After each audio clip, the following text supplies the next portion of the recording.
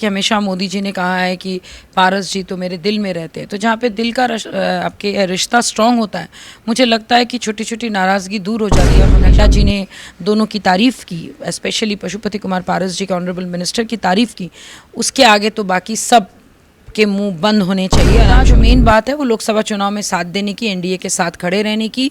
हमेशा हमने कहा है कि बुरे वक्त में जो छोड़ के जाता है, बुरे वक्त में जो डालता है और जो बुरे वक्त में आपका साथ देता है, उन तीनों को कभी भूलना नहीं चाहिए। इंपॉर्टेंट ये कि इतने कुछ हो जाने के बाद भी हम लोग एक बोले, कुछ तो लोग कहेंगे लोगों का काम है करना, छोड़ो बेकार की बातें, आप बस मोदी जी का साथ देते रहना। तो आप चाहते हैं कि चिराग पासवान हाजीपुर से जीते? एकदम जीते, क्यों नहीं जीतेंगे भाई। और जिन नेताओं लोग छोड़ के गए वो कितने दिल के सच्चे, वो मैं बहुत अच्छा से जानती हूँ। तो जिन पार्टियों ने उनका पार्टी छोड़ा है वो डिजर्व ही नहीं करते चिराग पासवान के साथ रहना। हम लोग उनका समर्थन करेंगे जो मोदी जी के साथ रहेंगे। उन्होंने टिकट बेचा कि टिकट, भाई अगर उन्होंने टिकट बेचा तो अपने लिया क्यों? खरीदार अगर रेडी होगा तभी ना माल बेचा जाएगा।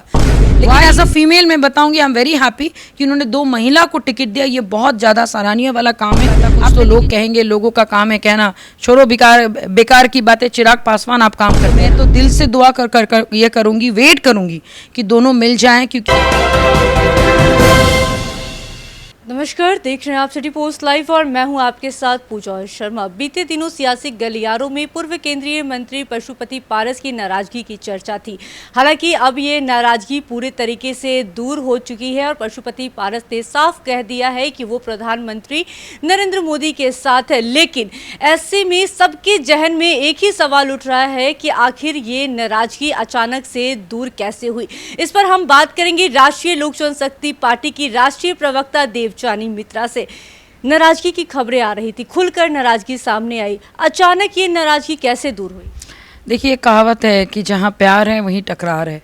और मुझे ऐसा लगता है कि जिस ढंग का इक्वेशन ऑनरेबल प्रधानमंत्री जी के साथ हमारे मंत्री जी का है, और एक स्टेज के बाद आप जब पॉलिटिकली इतना स्ट्रांग होते हो और उनका कार्यकाल में उन्होंने बहुत अच्छा काम किया, उन सारी चीज़ों को देखते हुए दोनों में वार्तालाप हुई। और चीज़ें जैसे कि हमेशा मोदी जी ने कहा है कि पारस जी तो मेरे दिल में रहते हैं, तो जहाँ पे दिल का आपके रिश्ता स्ट्रांग होता है, मुझे लगता है कि छोटी छोटी नाराज़गी दूर हो जाती है। और हमेशा हम लोगों ने कहा है कि जब आप मोदी परिवार का हिस्सा है तो अप्स एंड डाउन्स, नाराज़गी, रूठना मनाना ये लगा रहता है। सबसे बड़ी बात, इस वक्त छोटी जंग को छोड़कर बड़ी जीत जो है वो लोकसभा चुनाव है। इस बार 400 पार का नारा हमारे जननायक ने जो लगाया, उस पे साथ देना, उस पे एनडीए में डूब के उस रस में घोल जाना, मुझे लगता है कि ये सबसे बड़ा डिसीजन हमारे मंत्री जी का बहुत अच्छा डिसीजन है। एंड मोनोवर वो निस्वार्थ होकर ये कर रहे हैं। लोग पूछ रहे हैं हम लोग को क्या मिला नहीं मिला, तो बहुत बड़ा एम्बिशन लेके आप कभी बहुत बड़ी चीज़ कर नहीं सकते हो। आपका नीयत कितना साफ़ है वो दिखना चाहिए। मुझे ऐसा लगता है कि हमारे पार्टी के नीयत में, हमारे मंत्री जी के नीयत में, हमारे समस्तीपुर के सांसद के नीयत में कोई खोट नहीं है। और जिस ढंग से नड्डा जी ने दोनों की तारीफ़ की, स्पेशली पशुपति कुमार पारस जी के ऑनरेबल मिनिस्टर की तारीफ़ की, उसके आगे तो बाकी सब के मुंह बंद होने चाहिए। और आई एम श्योर कि बंद हो भी गए। अच्छा, अभी हाल ही में मुलाकात हुई है, जेपी नड्डा से मुलाकात हुई है पशुपति पारस जी की, तो क्या बातचीत हुई है इस मुलाकात के दौरान? देखिए, फिलहाल जो बातचीत का मेन एजेंडा है वो है लोकसभा चुनाव। एंड स्पेशली बिहार में जिस ढंग से चारों ओर अभी आपके इलेक्शन के जो बिगुल आपके बज रहे हैं, वो देखते हुए तो मुझे नहीं लगता है कि इस वक्त जब इतनी बड़ी लड़ाई में सब शामिल हैं और हम लोग किनारा हो जाए, मुझे तो नहीं लगता हमारी पार्टी का ऐसा कोई इरादा था या है और कभी होगा। तो मेन मुद्दा, जो मेन बात है वो लोकसभा चुनाव में साथ देने की, एनडीए के साथ खड़े रहने की। हमेशा हमने कहा है कि बुरे वक्त में जो छोड़ के जाता है, बुरे वक्त में जो डालता है और जो बुरे वक्त में आपका साथ देता है, उन तीनों को कभी भूलना नहीं चाहिए। तो हम लोग भी वैसा ही एग्जाम्पल बनना चाहते हैं और हम लोग इस वक्त एनडीए के साथ हैं, थे और हमेशा रहेंगे। मतलब आप लोग निस्वार्थ एनडीए के साथ है, क्योंकि आप लोग को एक भी सीट दिया नहीं गया है। सबसे बड़ी बात, सीट दिया नहीं गया है। मैं तो इसको ये वो बोलूँगी कि सीट दिया नहीं गया से ज़्यादा इम्पॉर्टेंट है कि नड्डा जी ने हमारी मंत्री जी की तारीफ़ की। इम्पॉर्टेंट ये कि इतने कुछ हो जाने के बाद भी हम लोग एक हैं। तो लोग कितना भी बोल लें, कुछ तो लोग कहेंगे लोगों का काम है करना, छोड़ो बेकार की बातें, आप बस मोदी जी का साथ देते रहना। तो हम लोग वही कर रहे हैं। लेकिन पहले आप लोग हाजीपुर सीट पर दावा ठोक रही थी, लेकिन वो सीट दे दिया गया चिराग पासवान। नहीं, कौन बोला आपको? हाजीपुर आज भी नॉन नेगोशिएबल है। हाजीपुर से दावेदार अगर चिराग पासवान है तो एनडीए के, और वो जीतेंगे वहाँ से। घर की लड़ाई अलग बात है, घर की मन मुटाव उनके घर की लड़ाई इज़ नॉट द पार्टी की लड़ाई। पार्टी की मतलब आप चाहते हैं कि चिराग पासवान हाजीपुर से जीते? एकदम जीते, क्यों नहीं जीतेंगे भाई। एनडीए के हैं, यंग नेता हैं, लोग उनका साथ दे रहे। और सिर्फ हाजीपुर क्यों, हाजीपुर के साथ साथ समस्तीपुर बोलिए, जम्मू बोलिए, खगड़िया बोलिए, आपके क्या कहते वैशाली बोलिए, चाहे आपके जहाँ जहाँ से एनडीए के कैंडिडेट्स हैं सब जगह से लोग जीते। बांका बोलिए, सारण बोलिए, एवरीवेयर एवरीवेयर, भागलपुर बोलिए, सब जगह से जीतेंगे एनडीए। अच्छा, चिराग पासवान पर टिकट बेचने का आरोप लगा रहा है। कल ही आपने देखा 22 नेताओं ने सामूहिक इस्तीफा दिया, इसको आप कैसे देखते हैं? देखिए, जिन लोगों ने जिन सो कॉल्ड नेताओं ने क्या कहते कुछ भी उनके ऊपर एलिगेशंस लगा के निकला है, वो तो खैर उनकी पार्टी के अंदरूनी मामला है। लेकिन क्योंकि मैं उनकी पार्टी में पहले थी, तो मुझे ऐसा लगता है इस वक्त जो वो लोग साथ छोड़ के गए, जबकि उनके साथ खड़े रह के समर्थन देना था, उस वक्त वो छोड़ के गए। और जिन नेताओं लोग छोड़ के गए वो कितने दिल के सच्चे, वो मैं बहुत अच्छा से जानती हूँ। अगर मैं स्पेशली रेणु कुशवाहा जी के बारे में बात करूँ, जो बहुत ज़्यादा पढ़ा लिखा होता है ना, वो हमेशा झुका पैर रहता है। उनका बिहेवियर, उनका ह्यूमिलिटी परिचय होता है। लेकिन she is one of the most arrogant woman, क्योंकि मेरे साथ भी उन्होंने बहुत बार बदतमीज़ी की थी जब मैं पार्टी में थी। कुर्सी में कहीं बैठने जाते थे तो कुर्सी छीन लेना, ये दिखाना कि भाई मैं तुमसे बड़ी हूँ। तो ये वही दिखाता है जो अटेंशन सीकर होते हैं। तो जिन पार्टियों ने उनका पार्टी छोड़ा है वो डिज़र्व ही नहीं करते चिराग पासवान के साथ रहना। और इस वक्त मैं इसलिए सपोर्ट कर रही हूँ क्योंकि मेरा पार्टी का ये नीति नहीं है कि किसी का घर में आग लगे और हम उस आग में हाथ सेकें। हमने हमेशा कहा है कि एनडीए के साथ है तो एनडीए में जितने भी घटक दल है, किसी के ऊपर अगर कोई भी उनका साथ छोड़ेगा, हम लोग उनका समर्थन नहीं करेंगे। हम लोग उनका समर्थन करेंगे जो मोदी जी के साथ खड़े हैं। तो मतलब आप खंडित कर रही हैं उन सारे आरोपों को? एकदम चिराग पासवान पर लगाया गया है। ऑफ कोर्स कर रहे हैं भाई। आप उन्होंने टिकट बेचा कि टिकट, भाई अगर उन्होंने टिकट बेचा तो आपने लिया क्यों? खरीदार अगर रेडी होगा तभी ना माल बेचा जाएगा। वाई यू मैंने आपने वहाँ पे बायर बन के आप गए क्यों? हाँ, आप दोष दे रहे हैं उनको कि उन्होंने बेचे, भाई तो अब लिए क्यों? आप नहीं लेते तो वो नहीं बेचते। तो भाई जब बायर खड़ा हो जाएगा तो सेलर तो रेडी होगा। एंड ये आरोप है, ये साबित नहीं हुआ है। और उनके सांसदीय बोर्ड है, उन्होंने फैसला लिया है। अब टिकट क्यों बेचा, कौन बेचा, कितना सच्चाई है तो बात की बात है। लेकिन इतना ज़रूर है कि भाई उनको पद नहीं मिला, उनको वो जगह नहीं मिला। उनको लगा कि भाई they are eligible to fight for an MP election. मुझे लगता है कि एमपी इलेक्शन फाइट इसलिए एलिजिबल नहीं होना चाहिए कि जस्ट बिकॉज वो कार्यकर्ता है। कार्यकर्ता तो सैकड़ों है, करोड़ों है, तो सबको टिकट मिलेगा।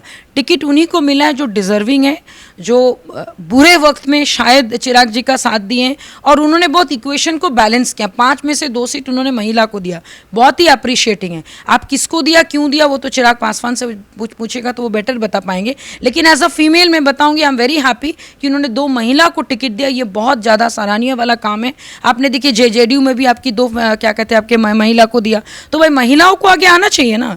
जब 33% जब बंधन विधायक बिल जब पास हुआ है, जो लोग बोल रहे थे कि 2029 में लागू होगा या बाद में होगा, एटलीस्ट उससे पहले ही 4 महिलाएं, स्पेशली जेडीयू से 2 और अगर मैं बात करूँ चिराग पार्टी से 2, सामने आपको दिख रहा है। तो और आपको क्या चाहिए? और एक महिला को अगर एक आपका महिला है जो बहुत ज़्यादा एक्सपीरियंस है, वीणा देवी, और एक महिला है जो एक बच्ची है जो अपना पढ़ाई करके अपने पिताजी के साथ पॉलिटिक्स सीखा है, अपना समाज सेवा वाला काम करते हैं। मोरोवर शी इज़ एडुकेटेड, और एडुकेटेड पॉलिटिशियन बिहार में ज़रूरत है।